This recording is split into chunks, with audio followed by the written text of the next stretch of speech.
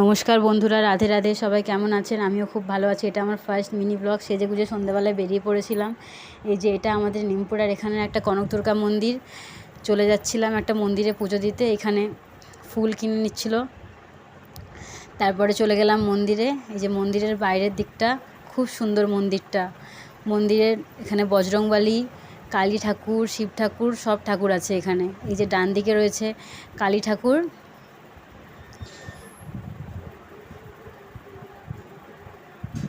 মাঝখানে রয়েছে বজরংবলী, তারপরে বাম দিকে রয়েছে ভোলানাথ।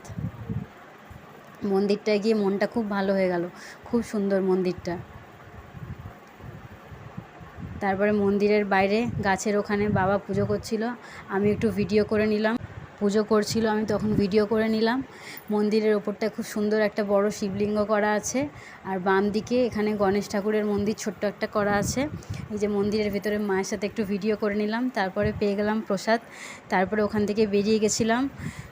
আমার ভিডিওটা কেমন লাগলো অবশ্যই জানি।